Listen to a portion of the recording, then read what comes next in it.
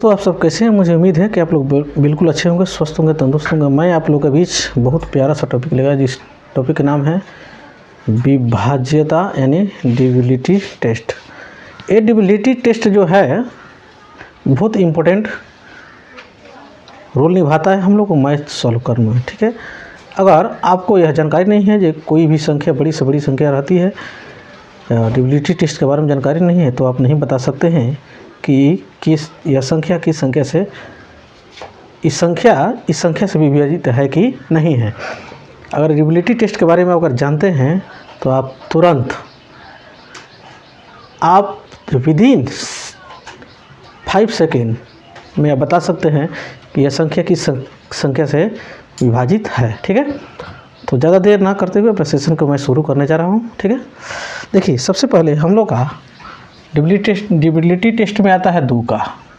ठीक है, 2 का विभाज्यता के नियम यानी the rule of divisibility divisible by 2, यानी जैसे अगर कोई संख्या है वो बड़ी से बड़ी संख्या हो या छोटी से छोटी संख्या हो, जिसके अंत में केवल लगना है 2, 4, 6, 8 और 0। क्या देखना है? 2, 4, 6, 8 और 0। अगर यह किसी संख्या के अंत में अगर मिल गया, 2, 4, 6, 8 और 0 किसी संख्या के अंत में अगर मिल गया तो आप निश्चित तौर पर समझ जाइए कि वह संख्या 2 से विभाजित होगा। केवल इकाई स्थान पर देखना है, यूनिट प्लेस पे।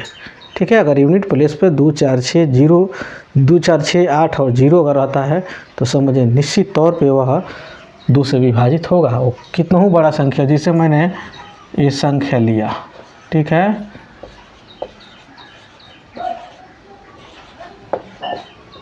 ठीक है, तो इसके जगह पर इतने बड़ी संख्या लिया ना, इसके जगह पर 2 हो, 0 हो या 2 हो या 4 हो या 6 हो या 8 हो।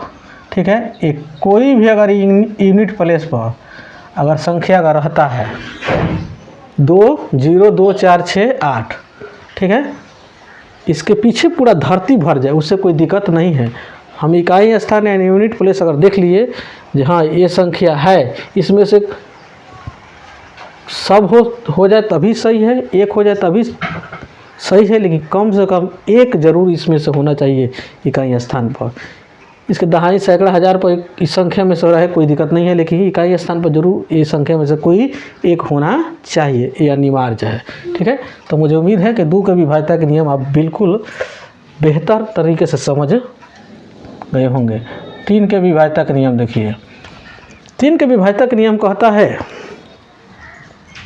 कि अगर दी गई संख्या अगर दी गई संख्या को अगर जोड़ा जाए, एक बार और ध्यान से सुनिए, अगर दी गई संख्या को जोड़ा जाए, जोड़ने के बाद अगर उसका जो योगफल यानी जोड़फल जो आता है अगर 3 के टेबल में आ गया या 3 से पूर्णतः विभाजित हो गया तो निश्चित है जो संख्या 3 से विभाजित होगा। जैसे मैं एग्जांपल दे देता हूँ, जैसे 9, 7, 8, 4, 6, 1, 5, 2। ठीक, अब देखिए इसको हम चेक करते हैं जो 3 से विभाजित है कि नहीं है। तो देखिए, तो जोड़ो 9, 7, 16, 16, 4, 20, 20, 8, 28, 28, 6, 34, 34 से 35, 35, 35, 4, 35 से 5, 40, 40, 2, 42। तो 40, 2, 42, तो देखिए 40, 2, 42 ना, तो क्या देखिए 3 से कट जाएगा, और नहीं कट रहा है, बड़ा दिख रहा है, तो फिर इसको आपस में जोड़िए तो कितना होगा? 6। अब देखिए तो 3 के टेबल में 6 आता है कि नहीं आता है? जरूर आता है। अगर हो सकता है कोई दी गई संख्या है, जोड़ने पर बड़ा संख्या, जैसे मैंने जोड़ा तो बड़ा संख्या आ गया 42 आ गया, फिर एक बार और इसको आपस में जोड़ा तो आ गया 6। तो 6 तो जरूर हम समझ गए जो 6 निश्चित 2 से ये 3 से ये कटेगा। तो कोई भी संख्या को जोड़ा जाए, अगर 3 के विभाजित तो पूछ चेक करना है जो 3 से कंप्लीट रूप से विभाजित है कि नहीं है, तो उसको चेक करने के लिए एकमात्र यही उपाय है कि आप उसको जोड़िए, दी गई संख्या को जोड़िए। जोड़ने के बाद से देखिए वो 3 से विभाजित हो रहा है कि नहीं, उसका योगफल 3 से विभाजित है तो समझिए निश्चित तौर पे वो दी गई संख्या भी 3 से विभाजित होगा। अगर विश्वास नहीं है तो आप कैलकुलेटर ले लीजिए, लेकर आप चेक कर सकते हैं, कोई दिक्कत नहीं है। 4 के विभाज्यता का नियम देखिए। 4 के विभाज्यता का नियम क्या कहता है? 4 के विभाज्यता का नियम यही कहता है कि अगर इकाई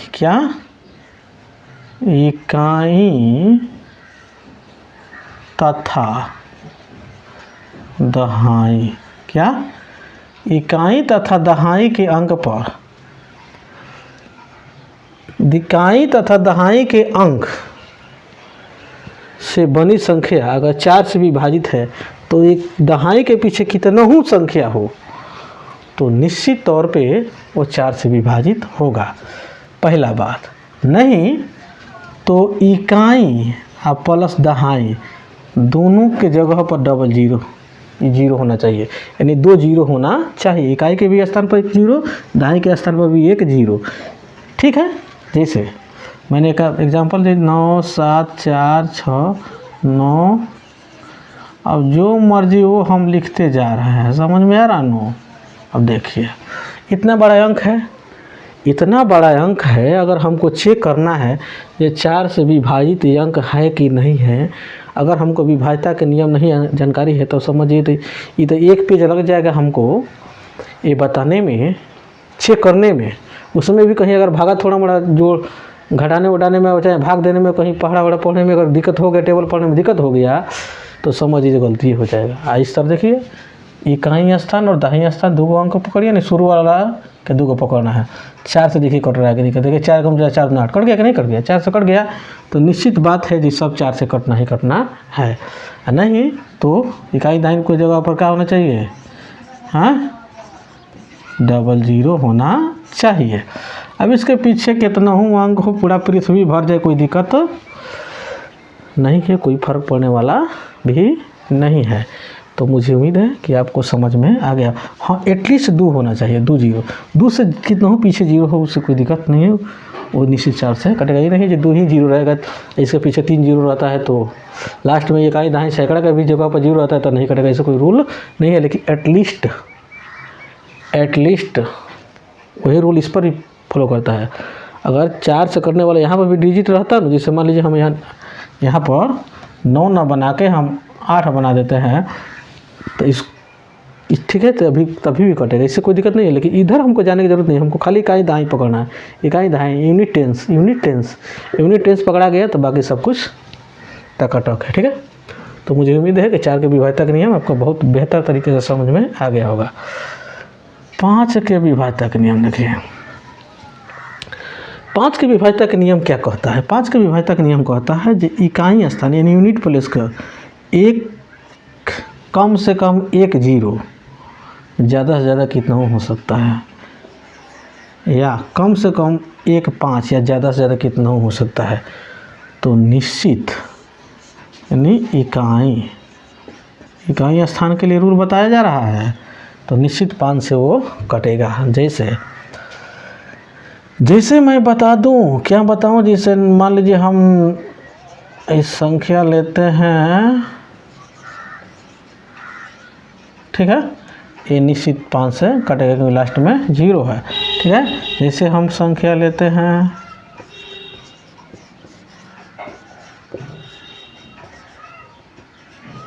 ठीक है, लास्ट में 1 5 है तो निश्चित ही 5 से कट जाएगा।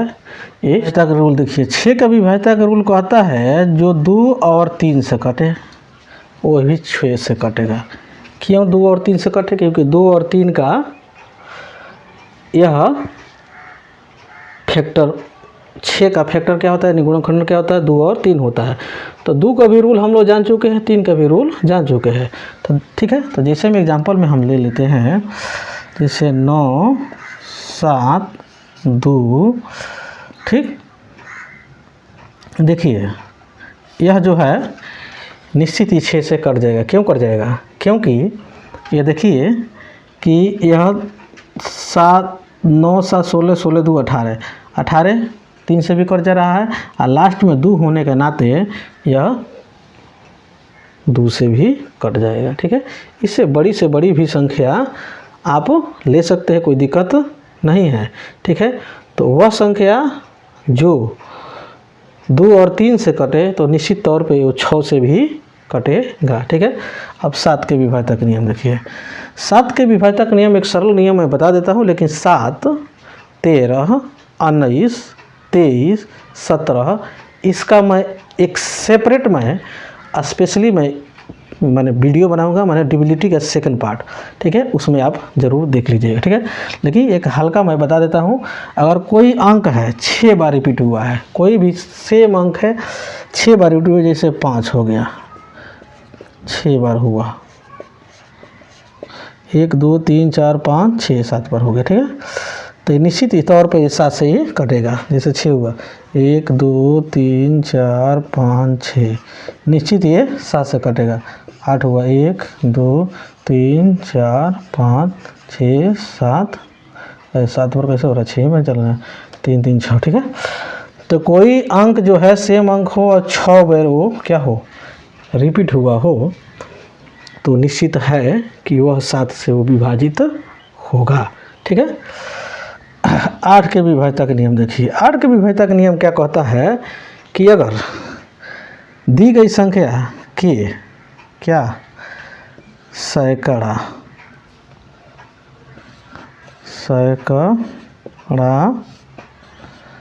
दहाई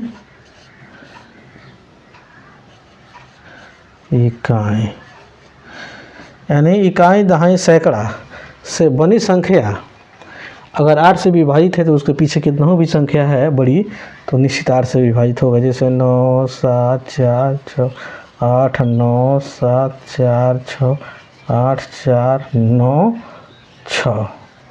ठीक है, तो देखिए यहाँ पर हम देख लेंगे क्या, इकाई और दहाई। क्या देखेंगे, इकाई दहाई और सैकड़ा। ठीक है, ये अगर इकाई दहाई सैकड़ा अगर है, अगर कट गया इन टेंस यानी 100, ये 3 ठो अगर अंक जो है 8 से कट गया, या इकाई के स्थान पर भी 0, दहाई के स्थान पर भी 0, सैकड़ा के भी स्थान पर 0, यानी एटलीस्ट 3 0 किसी संख्या के जगह पर, इकाई दहाई सैकड़ा के जगह पर होता है, तो निश्चित तौर पे वो क्या होगा, 8 से विभाजित होगा। तो मुझे उम्मीद है कि आप समझ गए होंगे। 9 के विभाजक नियम देखिए क्या कहता है। 9 के विभाजक रूल कहता है कि जो 3 के विभाजक रूल जो कहता है वही 9 के, दी गई संख्या को अगर जोड़ा जाए, दी गई संख्या को जोड़ा जाए तो 9 से विभाजित हो, जोड़ने के बाद तो निश्चित तौर पे वो 9 से विभाजित होगा। जैसे 9 7 2 5 4, ठीक है, 8 1 5 4 9 6 3। ठीक है, सबको हम जोड़ेंगे, क्या करेंगे, सबको अगर हम जोड़ते हैं तो ये निश्चित तौर पे हमारा ये 3 से 9 से कट जाएगा। जैसे देख लीजिए, जैसे हम पेयर ही बना देते हैं, 9 7 2 9 5 4 9 8 1 9 5 4 9 9 1 9 6 3 9, ये जब कट गया तो सबको जोड़िएगा फिर तभी भी कट जाएगा। देखिए 6 3 9 9 9 18, आई जोड़िएगा तो ये भी 9 आ रहा है, तो 18, ये भी जोड़िएगा तो 9 आ रहा है, ये भी जोड़ा 9 आ रहा है, ये भी जोड़े 9 आ रहा है, ये भी जोड़े 9 का पेयर कितना हो रहा है, एक पेयर 9 का 9 9 18 9 3 27 9 4 36 9 5 45 9 6 54 9 7 63 63 हो रहा है, 9 63 हो रहा है। जब 63 हो रहा है तो देखिए 63 हो गया तो 9 के पहाड़ा में 63 आता है कि नहीं आता है, तो आपको ये जरूर आता है। जब आता है तो निश्चित ये भी उसके पहाड़ा में आएगा, उसके टेबल में आएगा। ठीक है, निश्चित तौर पे ये 9 से विभाजित होगा। ठीक है, आप समझ गए कि नहीं समझ गए? समझ गए तो कमेंट में यस लिखिए। अब 10 के विभाजक नियम देखिए। 10 के विभाजक नियम तो बहुत आसान होता है। यूनिट प्लेस पर क्या कहता है, कम से कम 1 0 होना चाहिए। क्या होना चाहिए, 10 के विभाजक यह रूल कहता है कि इकाई स्थान पर कम से कम 1 0 जरूर होना चाहिए। अगर 1 0 है तो ठीक है, और नहीं है तो ठीक नहीं है। जैसे कोई इतना ही बड़ा अंक ले ले, ठीक है, समझ में आनो, एक जीरो है इकाई स्थान पर, तो निश्चित बात है कि वह क्या होगा, वो कट जाएगा 10 से। ठीक, तो अगला देखिए 11 के विभाज्यता का नियम। 11 के विभाज्यता का नियम क्या है कि सम संख्या के स्थान पर और विषम संख्या के स्थान पर जो अंक रहता है उसको जोड़ा जाए, सॉरी उसका अंतर निकाला जाए। अगर अंतर शून्य आता है तभी भी 11 से कट जाएगा, और अंतर 11 के टेबल में भी आता है तभी भी 11 से वह कट जाएगा। जैसे हम क्या लिखते हैं,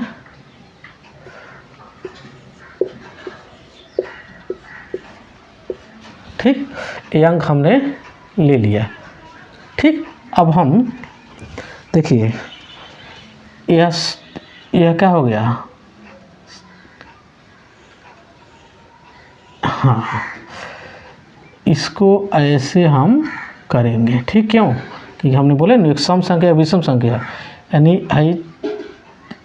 विषम विषम विषम विषम। क्यों, क्योंकि पहला स्थान पर, दूसरा स्थान पर है, तीसरा स्थान पर, चौथा स्थान, ये पांचवा स्थान पर, ये छठा स्थान पर, ये सातवां स्थान पर।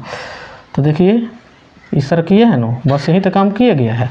ठीक है, तो देखिए जोड़िए 1 और 3 4 और 4 1 5 5 1 6। ठीक, उसको इधर जोड़िए 3 1 4 और 4 और 2 6, 6 हो गए ना, यानी 6 में से 6 घटेगा तो कितना आ रहा है, 0 आ रहा है।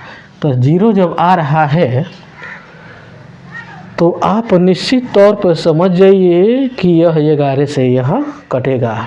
ठीक है, या 0 ना आकर 11 आता है, 22 आता है, 33 आता है, 44 आता है, मैंने 11 के टेबल में जो अंक आता है वो आता है, तो समझिए निश्चित ही क्या होगा, 11 से वो कटेगा। ठीक है, 12 के विभाज्यता का नियम देखिए। 12 के विभाज्यता का नियम, 12 का फैक्टर क्या होगा, 4 और 3 होगा। तो जो संख्या 4 से कटता है और 3 से भी कटता है तो वो संख्या 12 से भी कटेगा। जैसे तो 4 के विभाज्यता का नियम मैंने यहाँ पर बताया है, 3 के विभाज्यता का नियम मैंने बता चुका हूँ। तो दोनों को मिला के जो होगा ना वही हमारा 12 का विभाज्यता का नियम होगा। यानी कहने का मतलब जो चेक करना है, जो 3 से भी कटता हो और 4 से भी कटता हो, दोनों से करता हो, तो निश्चित बात है कि 12 से भी कटेगा। ठीक है, तो मैं उम्मीद करता हूँ कि आप मेरे बातों को समझ पा रहे होंगे। ठीक है, थोड़ा सा देखने गया था, ये वीडियो कहीं लंबा तो नहीं हो रहा है। ठीक है, तो देखिए जैसे मैं एग्जांपल में मैं लेता हूँ आप लोगों के, जैसे जैसे जैसे जैसे, ठीक है, मैं एग्जांपल में मैं क्या लूँ, 9 6 8 4 6 7 4। ठीक है, इसको चेक कर लेते हैं हम।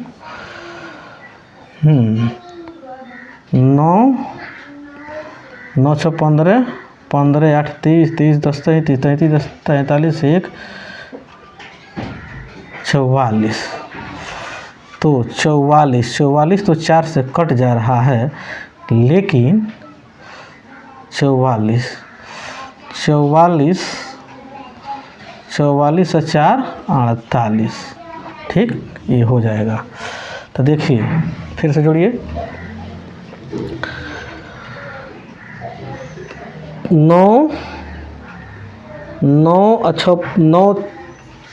6 15 15 8 23 23 10 33 33 10 43 1 44 44 8 52 44 8 52। ओहो हो, 44 8 क्या हो रहा है, 52 हो रहा है। जो कि ये 44 तो 42 हम कर देते, 44 8 52। अब 52 में क्या जोड़े ताकि ये 4 को भी फॉलो कर दे और 3 को भी फॉलो कर दे।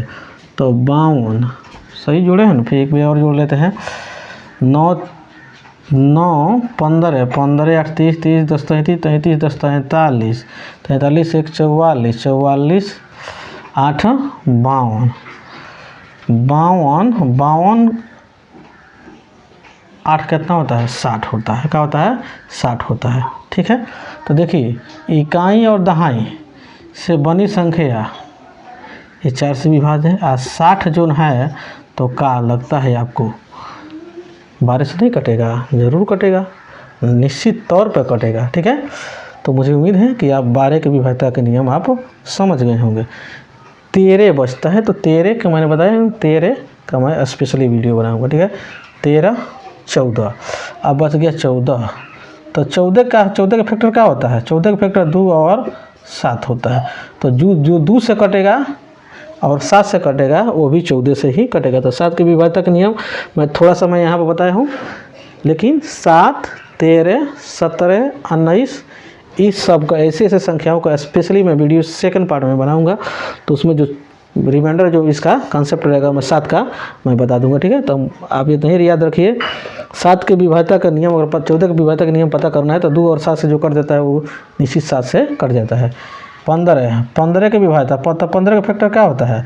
15 का फैक्टर 3 होता है और 5 होता है। तो जो 3 से करता है और 5 से करता है वो भी 15 से कटेगा। तो 3 के भी मैंने रूल बता दिया हूँ और 5 के भी मैंने रूल बता दिया हूँ। तो जो 3 और 5 दोनों को फॉलो करता है तो वही हमारा क्या कहलाएगा?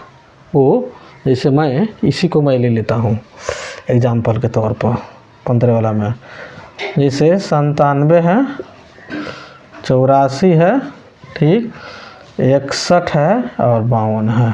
केवल यहाँ पर मैं 0 प्रस्तुत कर दूँगा तो मेरा काम बन जाएगा, क्योंकि सब जोड़ने के बाद से हमारा कितना आएगा? 42 आएगा। 42 को फिर से जोड़ेंगे तो आ जाएगा 6, और 6 जो है 3 से कटेगा और लास्ट में शून्य होने के चलते 5 से भी कटेगा। तो ये संख्या क्या हो जाएगा? तो 3 से भी कट रहा है, 5 से भी कट रहा है, तो निश्चित बात है 15 से भी कट जाएगा। तो ठीक है, अब देखिए मैं इसको क्लीन कर देता हूँ थोड़ा। ठीक है, आप इसका स्क्रीन से विभाज्यता के नियम क्या कहता है? तो 16 के विभाज्यता के नियम देखिए, तो 16 के इसे विभाज्यता के नियम 16 के गुणन करने का हो जाएगा। तो आप कैसे भी कर सकते हैं, आप 8 और 2 का भी फॉलो कर सकते हैं। ठीक है, या आप 4 और 4 का भी फॉलो कर सकते हैं। ठीक है, तो सीधे आप समझिए कि जो 2 और 8 से कटे, ठीक है, तो ये नहीं चलेगा, यहाँ पर ये नहीं चलेगा। ठीक है, ख़त्म करते हैं। 2 और 8 से जो कर देता है तो निश्चित बात है 16 से भी वो उसको कटना ही कटना है। ठीक है, अब देखिए 17 तो मैंने बोला है, 18 के विभाज्यता का नियम देखिए, 18 के फैक्टर क्या हो जाएगा? 2 और 9 हो जाएगा। तो जो अगर 2 से भी कटता है और 9 से कटता है तो भी 18 से भी कट जाएगा। तो 2 का भी रूल मैं बता चुका हूँ और 9 का भी रूल बता चुका हूँ। ठीक है, केवल मैं आपको बता रहा हूँ किससे किससे कटना है। इसके मैं बताऊँगा 20 के विभाज्यता के नियम। तो इसका रूल क्या होता है? 10, इसका फैक्टर 10 और 2 होगा। जो 10 से भी कटे और 2 से भी कटे वही क्या हो जाएगा? हमारा 20 से भी कट जाएगा। ठीक है, 21 के विभाज्यता का नियम, तो 21 का फैक्टर क्या हो जाएगा? 7 और 3 हो जाएगा। जो 7 से करता है और 3 से करता है वो भी क्या हो जाएगा? 21 से भी कट जाएगा। तो 3 के रूल मैंने बता चुका हूँ, 7 के भी रूल बता दूंगा, कुछ दिया हुआ कुछ दूंगा। ठीक है, अब 22 के विभाज्यता का रूल क्या कहता है कि जो 11 से कटे और 2 से कटे। तो 11 के विभाज्यता का नियम अभी जस्ट मैंने बताया एग्जाम्पल के साथ में, 2 का भी मैंने बताया हो। ठीक है, तो जो 11 और 2 से करता है दोनों, लेकिन एक कंसेप्ट मेरे दिमाग में आ रहा है, ये मैंने बताया कि 3 के विभाज्यता और 9 के विभाज्यता। 3 के विभाज्यता में जो फार्मूला जो परिभाषा है सेम परिभाषा है 9 में, कि दी गई संख्या के अगर जोड़ा जाए, क्या दी गई संख्या को अगर जोड़ा जाए, अगर 3 से अगर कट जाता है तो निश्चित तौर पे 9 से भी कटेगा। दी गई संख्या के योग को जोड़ने पर अगर 3 से कट देता है 3 से भी विभाजित होगा। और सेम परिभाषा 9 के लिए भी है।